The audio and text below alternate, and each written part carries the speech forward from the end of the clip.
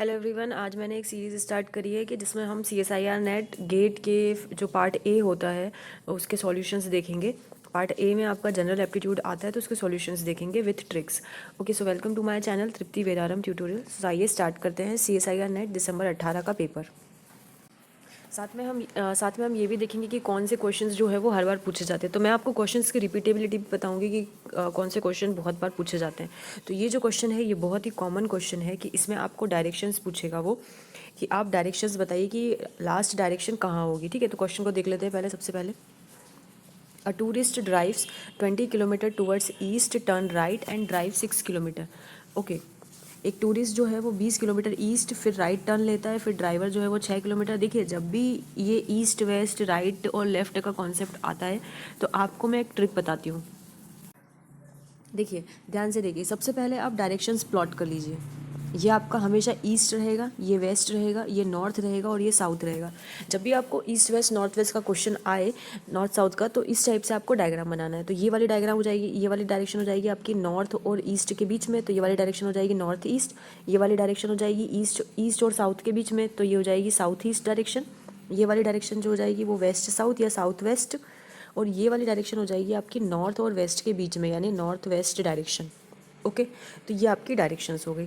अब इसके बाद ध्यान रखिए, अब इसमें आपको जनरली वो ये बोलता है कि एक व्यक्ति आ रहा है। ठीक है, अब वो आ रहा है तो सबसे पहले आप मानिए कि वो व्यक्ति कहाँ पर होगा, यहाँ पर होगा। ठीक है, यहाँ पर होगा सेंटर पे। तो ये सेंटर पे अभी व्यक्ति खड़ा है ना। अब आपको बोलेगा कि इसने 5 किलोमीटर ईस्ट चला, तो आप अपने मन से 5 जो है वो डिफाइन कर लीजिए कि अगर आप इसको 5 कहते हो तो ये वाला आपका कितना हो जाएगा, 10। समझ में आ रहा है कि मतलब ये और ये डबल होने चाहिए एक दूसरे के। तो ये अगर 5 है तो ये कितना, ये भी 5 हो जाएगा, टोटल कितना हो जाएगा, 10, है ना। तो ये दूरी जो है वो आपको दिमाग से अपने दिमाग में प्लॉट करनी पड़ेगी कि आप डिस्टेंस कितनी कितनी मान रहे हो। तो आपने माना कि इतनी डिस्टेंस जो है वो 5 है, तो ये 5 चला किसकी तरफ, ईस्ट की तरफ, है ना। तो अभी ये यहाँ पर था तो 5 चला ईस्ट की तरफ। अब वो कह दे कि आप जिस पॉइंट पे अब वो आया उससे वो 10 किलोमीटर चला नॉर्थ की तरफ। ठीक है, तो अब वो इस पॉइंट पे आया, तो इस पॉइंट पे आने के बाद फिर से आपका क्या बन जाएगा, ईस्ट वेस्ट नॉर्थ और साउथ। तो अब इस पॉइंट पे आ गया, इस पॉइंट पे, है ना। तो ये पॉइंट मान लो ये है, तो फिर से नॉर्थ चला, तो नॉर्थ चला मतलब ऊपर चला। तो नॉर्थ कहाँ है, ऊपर। तो ऊपर चला, कितना चला, 10 चला। तो 5 तो ये है, तो 5 यहाँ चलेगा तो यहाँ होगा, और 5 यहाँ चलेगा तो यहाँ होगा। तो ये हो गया 10 किलोमीटर कहाँ, नॉर्थ की साइड। तो ये 5 चला, ये 10 चला, तो ये टोटल कितने हो गए, 10 हो गए। अब वो कह दे कि आपको कि ये 10 किलोमीटर जब नॉर्थ चला तो इसके बाद वो 3 किलोमीटर वेस्ट चला। तो 3 किलोमीटर वेस्ट कहाँ है, इधर, वेस्ट की डायरेक्शन ये है, तो 3 किलोमीटर आप इधर बना दीजिए। तो ये 5 है, तो 5 के कंपैरिजन में 3 जो है वो छोटा होगा, ये ध्यान रखिए। ठीक है, तो 3 जो है वो छोटा होगा। ओके, तो अब ये आपका 3 है, ये वाला 10 है। तो अब वो पूछेगा कि आप बताओ कि ओरिजिन से वो कितनी दूरी पर है। तो ओरिजिन से आपको ये वाली दूरी निकालनी है। तो आप जान रहे हो कि ये ट्रायंगल बन रहा है ना, ये बन रहा है इस टाइप का ट्रायंगल, सॉरी इस टाइप का नहीं, ऐसा ऐसा और ऐसा ट्रायंगल। ये 10 है, ये 3 है, तो ये बताओ कितना होगा। और यहाँ पर 90 डिग्री बन रहा है, तो आप पाइथागोरस प्रमेय से ये वाला डिस्टेंस निकाल सकते हो। दूसरी बात, वो आपसे ये पूछेगा कि अब जो वो जहाँ खड़ा है वो कौन सी डायरेक्शन है। तो वो कौन सी डायरेक्शन है, तो देखो वो ऐसी डायरेक्शन बन रही है, तो ऐसी डायरेक्शन कौन सी होती है, ये वाली, नॉर्थ और वेस्ट। तो कौन सी डायरेक्शन में वो खड़ा है, नॉर्थ वेस्ट में खड़ा है। ओके, तो इस टाइप का क्वेश्चन आता है। तो हम वो वाला क्वेश्चन देख लेते हैं कि उसमें क्या पूछा और उसको सॉल्व करते जाएंगे। ओके, अगर आपको जो मैंने अभी समझाया वो नहीं समझ में आया हो तो फिर से उसको देखिए, मैंने बहुत ईजी तरीके से समझाया। ओके, अब देखिए, a tourist drive 20 kilometre towards east. तो सबसे पहले आपको काम क्या होना चाहिए कि आप ईस्ट वेस्ट नॉर्थ और साउथ अपने मन से बना लो। ऐसे ऐसे ही बनाना है आपको हमेशा, जहाँ भी आप बैठो ईस्ट वेस्ट नॉर्थ साउथ ऐसे ही बनाओगे। फिर 20 किलोमीटर ईस्ट, तो मान लो वो यहाँ पर है ना। यहाँ से चला वो 20 किलोमीटर ईस्ट की तरफ, तो ये चला उसने 20 किलोमीटर ईस्ट, है ना। ये यहाँ पर आ गया मान लीजिए। उसके बाद turn right and drive 6 kilometre. अब आप क्या करो, यहाँ पर आके अपनी कॉपी को पलटा लो, कॉपी को आपकी सीध में कर लो। अब वो बोल रहा है टर्न राइट, तो मान लो आप यहाँ खड़े हो और इस साइड का आपका फेस है ना। आप यहाँ खड़े हो, जब यहाँ से चल के आ रहे हो तो आपका फेस तो यहीं होगा। तो यहाँ से देखो कि आपका राइट कहाँ आ रहा है, तो आपका राइट आएगा इस डायरेक्शन में। ठीक है, तो इस डायरेक्शन में कितना चल रहा है वो 6। तो देखो जितना आप 20 चलोगे ना उसके हिसाब से ही 6 चलना। ऐसा मत चल देना कि 20 इतना चला तो 6 आप इतना चल दो, ऐसा नहीं होगा। 20 से कम ही 6 आएगा, है ना। फिर देन ड्राइव से 6 किलोमीटर टुवर्ड्स वेस्ट। उसके बाद 6 किलोमीटर राइट में टर्न लेने के बाद 6 किलोमीटर वेस्ट में चलता है। अब आप बताओ मुझे वेस्ट कहाँ है, यहाँ है, ये वेस्ट है, तो 6 किलोमीटर वो वेस्ट में चला, तो ये 6 जो है वो वेस्ट में चला।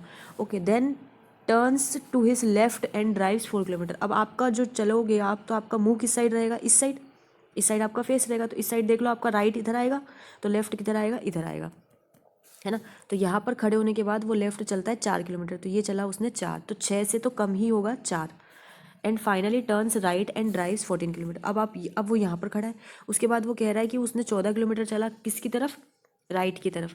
ओके, तो राइट की तरफ वो चला 14 किलोमीटर, तो राइट कहाँ होगा, अब वो यहाँ खड़ा है कोई व्यक्ति, तो राइट कहाँ आएगा उसका, यहाँ, तो वो कितना किलोमीटर चला, 14 किलोमीटर। ओके, तो where is he from his starting point. अब उसका स्टार्टिंग पॉइंट ये था, ये दूरी कितनी है, 6 और ये 4, तो 6 4 10, तो साउथ से कितनी दूरी पर है, 10 किलोमीटर। ओके, तो आपको पूछा था कि where is he from his starting point, तो उसका स्टार्टिंग पॉइंट ये है और वो यहाँ पर है, तो इसका मतलब ये ईस्ट वेस्ट नॉर्थ साउथ। तो अगर उसका स्टार्टिंग पॉइंट ये है और वो यहाँ पर खड़ा है, ये देखिए यहाँ पर खड़ा है ना, तो स्टार्टिंग पॉइंट से यहाँ पर खड़ा है, मतलब कहाँ पर है, वो साउथ में है, तो वो साउथ में है, कितने दूरी पर है, तो ये 6 दूरी है और ये 4 दूरी है, तो जितनी दूरी ये होगी उतनी ही दूरी तो ये भी होगी, तो यानी 10 किलोमीटर साउथ में है वो। ठीक है, तो ऐसे आपको फाइनल पॉइंट निकालना है। ओके, एक और टाइप के क्वेश्चन जो जनरली पूछे जाते हैं वो ये है कि सेल्डम और नूडल्स इन्होंने दे रखा है, तो ये पूछ रहे हैं कि सेल्डम और नूडल्स, सेल्डम जो है वो नूडल्स, अगर सेल्डम को हम नूडल्स लिख सकते हैं तो स्पाउस को हम क्या लिख सकते हैं, SPUOS को हम क्या लिख सकते हैं। तो देखिए इस टाइप के क्वेश्चन में हमेशा आपको ध्यान रखना है कि आपको इसमें सिमिलैरिटी देखना है कि वर्ड्स कहाँ जा रहे हैं, SELDOON ये वर्ड्स है, और आप देखो तो NOODLES इस टाइप से।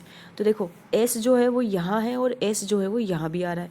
ठीक है, पहले ऐसे सिमिलैरिटी ढूंढो, फिर E जो है वो यहाँ है तो E यहाँ आ रहा है, L जो है वो यहाँ है तो L यहाँ आ रहा है, मतलब समझ रहे हैं, जो जो आगे वर्ड थे वो उनको पीछे पीछे से पलटाते जा रहे हैं। फिर ये D है, फिर ये O ऐसा लिखा है, और फिर ये O, और फिर ये N, समझ गए, इस टाइप की इनकी क्या बन रही है, ज्योमेट्री बन रही है। तो इसी प्रकार से SPUOS को आप लिख सकते हो। S जो है वो लास्ट में है तो कहाँ जाएगा, पहले, जो लास्ट में है वो कहाँ जाएगा, पहले, फिर जो यहाँ है वो आ जाएगा यहाँ, फिर जो यहाँ है वो एज इट इज़, फिर जो P है वो यहाँ, और फिर S जो है वो यहाँ, तो ये हो जाएगा SOUPS। तो आपका आंसर है B। ओके, इसमें मैं आपको एक और टाइप का क्वेश्चन बताती हूँ, एक सेकेंड। कभी कभी जानते हैं क्या होता है कि वो दे देगा आपको ईट्स, मान लो उसने आपको दे दिया ये एक सेकेंड, EATS, ईट्स को आप लिख सकते हो। देखो वो क्या करेगा, E के आगे का एक लेटर देते, EFABTUST ऐसा लिख दिया। ईट्स को आप लिख सकते हो FBUT। तो आप बताओ आप NUTS को क्या लिख सकते हो, है ना। इसका मतलब पता है क्या होता है कि उसने E के बाद का वर्ड बढ़ा दिया, +1 कर दिया, कितना होगा F, E के बाद आता है F, A के बाद आता है B, T के बाद आता है U, STU, T के बाद आता है U, तो T के बाद देखिए उसने U लिख दिया, और S के बाद क्या आता है T, तो ये लिख दिया। तो जब उसने बताया कि आपको इस पैटर्न को फॉलो करके इस पैटर्न का बताना है कैसे होगा, तो आपने इस पैटर्न को अगर समझ लिया तो इस पैटर्न का आपके लिए निकालना कोई मुश्किल नहीं है। N के बाद क्या आ जाएगा, NO, U के बाद आ जाएगा STUV, T के बाद आ जाएगा STU, और S के बाद आ जाएगा T, तो OVUT, तो इसका नट्स का हो जाएगा OVUT। ठीक है, ये मैंने आपको सिर्फ एक एग्जांपल बताया, तो इसके अलावा और भी कुछ वो पूछ सकता है। अब देखिए इसी प्रकार से वो आपको बोल देगा कि मान लो MEAN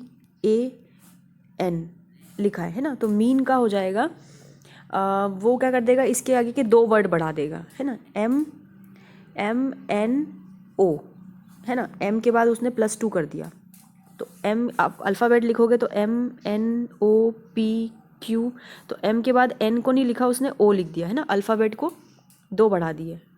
उसी प्रकार से E के बाद क्या आ जाएगा, EFG, तो F को छोड़ के उसने क्या लिख दिया, G लिख दिया E की जगह। A के बाद ABC, B को छोड़ के उसने लिख दिया C, N के बाद लिख दिया NMNO, N के बाद O को छोड़ के लिख दिया उसने P, तो ये हो गया OGCP। इसके मतलब आपने पैटर्न समझ लिया कि ये +2 कर रहा है ना। तो उसी प्रकार से आपको अगर वो बोले कि आप बताओ EUNS का कितना हो जाएगा, तो आप क्या करोगे, इन सब में भी +2 करके एक एक 2 2 अल्फ़ाबेट आगे बढ़ा दोगे। तो आपको जस्ट पैटर्न समझना है कि उसने किस पैटर्न को फॉलो किया है। ठीक है। तो दो टाइप से वो पैटर्न फॉलो करता है, या तो वो जैसे मैंने नूडल्स वाला बताया आपको एग्जाम्पल वो वाला, या फिर इस टाइप से पैटर्न वो आपको बढ़ा के दे देगा। ओके, अब ये थोड़ा सा आपको ऐसे ही लॉजिकली क्वेश्चन है, एक सेकेंड, इसको पढ़िए। Ideal pendulum oscillates with an angular amplitude of 30 degree from the vertical. एक पेंडुलम है जो वर्टिकल से 30 डिग्री एम्पलीट्यूड पर क्या कर रहा है, ये वाइब्रेट कर रहा है। 30 इधर जाएगा, फिर मीन आएगा, फिर 30 जाएगा। If it is observe at random instant of time, its angular deviation from vertical is most likely to be. अब वो कह रहा है कि अगर हम इसको किसी भी एक टाइम पे नोटिस करें, है ना, किसी एक टाइम पे अगर हम नोटिस करें तो बताइए उसका एंगुलर डेविएशन जो है वो कितना होगा लगभग। जब भी आप पेंडुलम को देखते हो, ठीक है, तो वो यहाँ पर ज़्यादा टाइम लेता है बजाय कि वो यहाँ से, क्योंकि यहाँ पर क्या होता है कि उसकी वेलोसिटी धीरे धीरे कम हो रही होती है और यहाँ पर ये वेलोसिटी एकदम से तेज़ होती है, तो वो तुरंत यहाँ से यहाँ निकल जाएगा। ठीक है, तो उसकी एजेस पे होने की प्रोबेबिलिटी जो है पेंडुलम की वो ज़्यादा होती है, तो इसलिए उसका डेविएशन जो है वो 30 डिग्री पर ही, मतलब जब भी हम उसको देखेंगे तो वो यहाँ पर ही हमें ऑलमोस्ट दिखाई देगा, बार बार वो हमें कॉर्नर पर ही दिखाई देगा मैक्सिमम टाइम। ठीक है, तो वो यही पूछ रहा है कि अगर पेंडुलम जो है वो आपका ideal pendulum oscillates with angular amplitude of 30 degree from vertical, if it is observe at random instant of time, अगर उसको किसी रैंडम इंस्टेंट पर देखे तो उसका डेविएशन कितना होगा, तो डेविएशन जो है वो उसका 30 डिग्री ही होगा। अगला क्वेश्चन है, in the context of tiling a plane surface which of the following polygon is odd one out. अब ये कह रहा है आपको कि आपके पास एक पॉलीगन, आपके पास एक प्लेन सरफेस है, उसमें आपको टाइल्स लगानी है ना। तो आपने ये प्रैक्टिकल एग्जांपल आपने देखा होगा, बहुत सारे घरों में टाइल्स जो है वो स्क्वायर लगती हैं, है ना। तो विच of the polygon is odd one, तो आपको बताना है ऑड कौन सा होगा। तो आपने स्क्वायर टाइल्स भी देखी होगी कहीं पर हेक्सागोनल टाइल्स भी देखी होंगी इस टाइप से। ठीक है, ये हेक्सागोनल टाइलिंग करके भी आप क्या कर सकते हो, एक सरफेस बना सकते हो, है ना। ये देखिए हेक्सागोन टाइलिंग अगर कर देंगे तब भी आपका सरफेस जो है वो बन जाएगा, है ना। इक्विलेटरल ट्रायंगल, अगर ट्रायंगुलर टाइलिंग कर दिया आपने, है ना, देखिए ट्रायंगुलर टाइलिंग करेंगे तो ट्रायंगल ये टाइल ऐसी लगा दो, फिर एक टाइल ऐसी, फिर एक टाइल ऐसी, तो ट्रायंगल टाइलिंग करके भी आपका सरफेस बन जाएगा। ठीक है, ये तीनों से आपका सरफेस बन जाएगा। लेकिन अगर आप पेंटागोन टाइलिंग करोगे तो पेंटागोन टाइलिंग ऐसी होती है, ये 1 2 3 4 5, मतलब ये पेंटागोन जो है वो कैसे बनता है, इस टाइप से कुछ बनाया जाता है ना, 1 2 3 4 5 इस टाइप से कुछ पेंटागन बनाया जाता है। तो इसमें टाइलिंग करना बहुत डिफिकल्ट हो जाएगा, क्योंकि ये इरेगुलर शेप्स आ जाएंगे, तो इसमें टाइलिंग होना डिफिकल्ट है, तो इसलिए रेगुलर पॉलीगॉन जो है वो ऑड होगा इसमें। ओके, उसके बाद एक क्वेश्चन कोरिलेशन से भी आता ही है। ठीक है, अब देखिए इसमें बोला है, इन्होंने स्कैटरर प्लॉट्स दे रखे हैं हमको, इन्होंने स्कैटरर प्लॉट्स दे रखे हैं। Scatter plot of observation on variables X Y sample A and B are shown in figure. ये है एक प्लॉट और ये है दूसरा प्लॉट। पूछा है आपसे correlation between X and Y is stronger in A और इन बी। देखिए कोरिलेशन चैप्टर में आपको थोड़ा सा, मेरे जो वीडियो डला हुआ है उसमें आप कोरिलेशन चैप्टर ज़रूर देखिए, मैंने कोरिलेशन पर एक वीडियो बनाया हुआ है ऑलरेडी, है ना, कोरिलेशन स्कैटरर प्लॉट, है ना। तो ये वाला वीडियो ज़रूर देखिएगा क्योंकि ये इंपॉर्टेंट चैप्टर है। तो थोड़ा सा इसमें ऑब्जेक्टिव बेसिस पर मैंने आपको रिवाइज़ करवा दिया है। अभी मैं आपको जानने के लिए बता दूं कि कोरिलेशन में क्या होता है कि एक्स और वाई दो वेरिएबल्स के बीच में हम रिलेशन देखते हैं, एक्स और वाई दो क्वांटिटीज़ के बीच में रिलेशन देखते हैं, है ना। मान लीजिए कि एक्स जो है वो बच्चे की हाइट है और वाई जो है वो बच्चे का वेट है। तो आपको बताना है कि जिस बच्चे की हाइट ज़्यादा होगी और उसका वेट भी ज़्यादा होगा या कम होगा, उसके बीच में आपको ग्राफ प्लॉट करना है। ठीक है, तो इस टाइप से इनमें ग्राफ प्लॉटिंग होती है। ये अगर ऐसे ऐसे पॉइंट्स हैं तो ये ऐसा बनेगा ग्राफ, अगर ऐसे ऐसे पॉइंट्स हैं तो ऐसा बनेगा ग्राफ, अगर ये चारों तरफ से फैले हुए हैं तो इसमें बोलेंगे हम नो कोरिलेशन नो रिलेशन, है ना। इसमें बोलेंगे हम पॉजिटिव कोरिलेशन, इसमें बोलेंगे हम नेगेटिव कोरिलेशन। और अगर ऐसी एक ही लाइन में सारे पॉइंट्स आ रहे हैं तो ये बोलेंगे परफेक्ट पॉजिटिव, और अगर ये बाहर पॉइंट्स निकल रहे हैं तो ये परफेक्ट नहीं होता, अगर पॉइंट सीधे इस पर आ रहे हैं तो ये परफेक्ट होता है। तो ये मैंने ग्राफ में बताया हुआ है। तो किसी भी दो वेरिएबल के बीच में अगर रिलेशन हमें शो करना है तो हमें ग्राफ बताना पड़ता है। ठीक है, तो वो यही पूछ रहा है आपसे, यहाँ पर यही पूछा जा रहा है कि दो ऑब्जर्वेशन इन्होंने प्लॉट किए हैं, एक्स और वाई ऑब्जर्वेशन इन्होंने प्लॉट किए हैं, ये और ये। आप मुझे बताओ कि किस में आपको कोरिलेशन दिखाई दे रहा है। देखो ये सारे पॉइंट्स फैले हुए हैं, है ना, मतलब अगर एक्स की वैल्यू 3 है तो y की वैल्यू 4 भी हो सकती है, x की वैल्यू 3 है तो y की वैल्यू 5 भी हो सकती है, ठीक है। तो इसमें कोई भी कोरिलेशन नज़र नहीं आ रहा है, क्योंकि जिस हिसाब से x बढ़ रहा है y की कुछ भी वैल्यू आ रही है ना। तो जब ऐसे प्लॉट्स फैले हुए हो तो इसे नो कोरिलेशन कहते हैं। तो इसमें कोई भी कोरिलेशन नहीं है, लेकिन इसमें देखो आप एक निश्चित पैटर्न से ये इस टाइप से आगे बढ़ रहे हैं।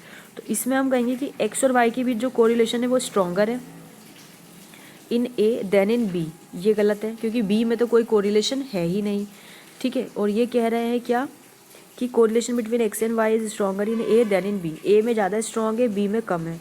फिर correlation between X and Y is absent in B। B में कोरिलेशन जो है वो एब्सेंट है, सही है। Correlation in X and Y is weaker in A than in B। A में कोरिलेशन वीक है, B में स्ट्रॉन्ग है, ऐसा भी नहीं है, क्योंकि A में वीक कहाँ है, A में तो ठीक है कोरिलेशन है थोड़ा बहुत। फिर उसके बाद इन्होंने बोला है y and x have cause effect relationship in A but not in B। x और y में कुछ रिलेशनशिप है A में लेकिन B में नहीं है, ओके। तो रिलेशनशिप तो है इसमें, ऐसा तो है नहीं कि कोई भी रिलेशनशिप नहीं, क्योंकि पॉइंट्स आए हैं इसलिए रिलेशनशिप है ना। तो इन चारों पॉइंट्स को देखकर ऐसा लग रहा है कि A में तो कोई कोरिलेशन, A में वीक नहीं है कोरिलेशन, है ना। A में अच्छा खासा कोरिलेशन आपको मिल रहा है, तो उसको आप वीक नहीं कहोगे। तो एक्स और वाई का कोरिलेशन जो है वो स्ट्रॉन्ग है एज़ कम्पेयर टू बी। ये वाला ऑप्शन ज़्यादा अप्रोप्रिएट लग रहा है। और ये तो एब्सेंट है कोरिलेशन, बी में ऐसा नहीं है। कॉज इफेक्ट रिलेशनशिप ऐसा कुछ होता नहीं है कोरिलेशन में। और एक्स और वाई का कोरिलेशन वीक है ए में देन इन बी। ये कह रहे हैं कि बी का स्ट्रॉन्ग है, तो ऐसा भी नहीं है, तो इसलिए आपको ए ज़्यादा अप्रोप्रिएट लग रहा है। तो इसका ऑप्शन कितना आ जाएगा, ए, ओके। इन्होंने भी लिखा है as there is positive correlation in sample, as there is positive correlation in sample है वाइल लिटिल और no correlation in sample B. तो मैंने आपको यही बताया, ठीक है। अब आप देखो एक और क्वेश्चन है, two solution X and Y containing ingredient A B and C in proportion. आपको दे रखा है इन्होंने ए बी और सी, तीन क्वांटिटीज दे रखी है। ए बी और सी का जो वो है प्रपोर्शन है A:B:C है। और एक second, X and Y containing ingredient A, B and C in proportion A, B and C and C, B, A respectively are mixed. For the resultant mixture to have A, B, C in equal proportion, it is necessary that आपको बताना है कि A, B, C जो है वो उनका A, B, C proportion भी है और C, B, A proportion भी है। तो जब A, B, C है, B, C, A है, तो C, A, B भी होगा, ठीक है। जब सारे प्रपोर्शन पॉसिबल हैं, अगर आप इसको लिखना चाहो तो इसको क्या लिखोगे, b बराबर A+C/2। ये आपको पता है ना कि जब भी आपको प्रपोर्शन में कोई चीज़ दे रखी होती है तो बीच वाले को आप ऐसा लिख सकते हो, आजू बाजू को प्लस करोगे और अपॉन में 2 लगा दोगे, ठीक है। तो ये b आ गया A+C/2। दूसरी बात, C/B/A को क्या लिखोगे, तो C/B/A को आप लिख सकते हो b बराबर C+A/2। तो यहाँ भी b बराबर C+A/2 ही आ रहा है, तो इसका मतलब b बराबर C+A/2 आपका क्या हो गया, आंसर हो गया। तो जो तीसरा प्रपोर्शन है वो भी यही होना चाहिए, ओके। इन्होंने क्वेश्चन में एक्चुअली ये पूछा था कि अगर दो क्वांटिटीज़ को आप मिलाओ और उनका प्रपोर्शन ABC और CBA होता है, ठीक है। तो अब आपने क्या किया, ABC तीनों को इस तरीके से मिलाना है कि वापस आपको इक्वल ही प्रपोर्शन मिले, जैसा इनमें था वैसा ही मिले। तो वैसा मिलने के लिए कॉमन कंडीशन ओनली क्या हो रही है, ये हो रही है कि b बराबर होना चाहिए A+C/2। जब b बराबर C+A/2 इसमें है तो जो तीसरा प्रपोर्शन आप बनाओगे उसमें भी क्या होना चाहिए, यही होना चाहिए, ओके। और अगर इनकी सॉल्यूशन मेथड देखना चाहते हो तो ये इनका सॉल्यूशन मेथड है, जो कि मतलब कुछ टफ सा है। हाँ, अब इसमें देखते हैं, ये लॉजिक क्वेश्चंस हैं, है ना। इनको बिल्कुल ध्यान से समझिए, ये बहुत अच्छे क्वेश्चन होते हैं, बहुत आसान होते हैं। देखिए, find the missing figure in the following sequence. पहला फिगर ये, दूसरा ये, तीसरा ये, चौथा आपको बताना है क्या होगा, है ना। तो आप इसमें सीक्वेंस ढूंढो। देखो इसमें एक डंडी है, इसमें 2 लाइन्स है, इसमें 3 लाइन्स है, तो आगे वाला जो होगा उसमें 4 लाइन्स होंगी, मानते हो, होगी। तो 4 लाइन्स इसमें है क्या, नहीं। इसमें है क्या, नहीं। तो ये दोनों ऑप्शन क्या हो गए, गलत हो गए आपके, है ना। तो ये गलत और ये गलत। अब देखो 4 लाइन इसमें भी है, इसमें भी है। अब आप देखो कि ये लाइन इधर है, ये लाइन इधर है, ये लाइन इधर है, तो अगली वाली लाइन कहाँ होगी, इधर होगी, है ना। तो अगली वाली लाइन इसमें इधर है ना, और इसमें किधर है, इधर है। तो ये वाला ऑप्शन क्या हो गया, गलत हो गया। तो ये वाला क्या हो गया, सही हो गया, ठीक है। फिर से समझिए एक लाइन, दो लाइन, तीन लाइन, तो अगले वाले में कितनी होगी? चार। चार इसमें भी है, इसमें भी है। अब आप देखो और क्या अंतर है दोनों में, तो आप देखो इसमें यहाँ पर 4 प्लस है, इसमें यहाँ पर 3 प्लस है, इसमें यहाँ पर 2 प्लस है, तो इसमें यहाँ पर क्या होना चाहिए? 1 प्लस होना चाहिए। तो 1 प्लस इसमें भी है, इसमें भी है। ठीक है, इससे आप गलती नहीं पकड़ सकते। दूसरा पॉइंट आप देखो, इसमें आपका ये लाइन इधर है, इसमें इधर है ना, ये गोला बाहर की साइड है, इसमें गोला अंदर की साइड है, तो अब जो गोला आएगा वो बाहर की साइड, तो बाहर की साइड इसमें है, तो इसका मतलब ये सही है। तीसरी चीज़ आप चेक करो, कि ये पॉइंट एक बार यहाँ होता है, एक बार यहाँ होता है, एक बार यहाँ होता है, तो अब अगली बार कहाँ आएगा? यहाँ पर आएगा, है ना, यहाँ पर आएगा, तो ये यहाँ पर है। तो ये सी ऑप्शन आपके चारों कैटेगरी सेटिस्फाई कर रहा है। कभी कभी क्या होता है कि सिर्फ एक डिफरेंस आपको मिलेगा, इसमें आपको 2 डिफरेंस मिल गए, है ना, लेकिन कभी कभी ऐसा होता है, इतना हार्ड क्वेश्चन होता है कि पहचानना मुश्किल होता है, तो आपको सब सारी चीज़ें देखनी पड़ती हैं। आपको प्लस भी देखना पड़ेगा, आपको ये साइन भी देखना पड़ेगा, आपको ये लाइन भी देखनी पड़ेगी और ये डॉट भी देखना पड़ेगा, और दूसरा ये शेप भी देखना पड़ेगा। ठीक है, कभी कभी क्या होता है कि वो इस वाले गोले में बनाएगा शेप स्क्वायर, इस वाले में बनाएगा पेंटागन, इस वाले में बनाएगा हेक्सागन, इस वाले में क्या आ जाएगी? ये 4 साइड है, ये 5 साइड है, ये 6 साइड है, अगले वाले में क्या आएगी? 7 साइड। तो आपको 7 साइड वाला पॉलीगॉन चूज़ करना पड़ेगा। समझ गए? इस टाइप से ज्योमेट्री से कोई क्वेश्चन आए नहीं, ऐसा कभी होता नहीं है। ठीक है, तो 2-3 क्वेश्चन आपको ज्योमेट्री पे जरूर मिलेंगे, और वो भी जो ज्योमेट्री किसकी? 9th 10th की ज्योमेट्री, 9th नहीं 8th 9th की ज्योमेट्री। तो देखिए ट्रैंगल ABC में, ABC ट्रैंगल है, उसमें कह रहा है AB 11 है, BC जो है वो 61 है, AC जो है वो 60 है, O जो है वो मिड पॉइंट है, O जो है मिड पॉइंट है, मतलब ये और ये दोनों बराबर हैं। देन AO इज़, तब आपको बताना है AO क्या होगा, AO की वैल्यू बतानी है। देखो ये साइड है 11, ये पूरी साइड है 61, ये पूरी साइड है 60। आप इसमें लगा के देखो पाइथागोरस प्रमेय, तो 61 स्क्वायर बराबर 60 स्क्वायर प्लस 11 स्क्वायर, यही तो होता है। सबसे बड़ी साइड का स्क्वायर जो होता है वो बराबर होता है ये वाली साइड और ये वाली साइड के स्क्वायर के सम के बराबर। H स्क्वायर बराबर P square plus B square, है ना, कर्ण का स्क्वायर बराबर लंब का स्क्वायर प्लस आधार का स्क्वायर, तो इस टाइप से होता है। तो आप देखोगे ये चीज़ सेटिस्फाई करी, ये जो है वो इसके बराबर आ रहा है, इसका मतलब यहाँ पर क्या बन रहा है? 90 डिग्री बन रहा है ना, इसका मतलब यहाँ पर क्या बन रहा है? 90 डिग्री बन रहा है। तो 90 डिग्री बन रहा है, इसका मतलब ये जो एंगल है ये इसको 2 साइड में बांट रहा है। हमेशा ध्यान रखना, पाइथागोरस प्रमेय में ये जो साइड को अगर ये 2 हिस्सों में बांट रहा है ना, तो ये तीनों बराबर होते हैं, ये बराबर, ये बराबर, ये, मतलब अगर ये 5 है तो ये भी 5 होगा, और ये भी कितना होगा? 5 होगा। तो उसने आपसे यही तो पूछा है, ये बीच वाला। तो जितना आपके पास ये वाला साइड होगा उतना ही आपके पास ये वाला साइड भी होगा। ठीक है, तो अगर BC आपके पास 61 है तो ये जो है ये इतना वाला पार्ट इसका आधा हो जाएगा, तो 61/2 मतलब 30.5, तो आपका ऑप्शन नंबर C है। ओके, तो चलिए इस वीडियो में इतना ही। नेक्स्ट जो क्वेश्चन है वो हम अगले वीडियो में देखेंगे, इसके पार्ट 2 में। Thank you for watching, please like share and subscribe.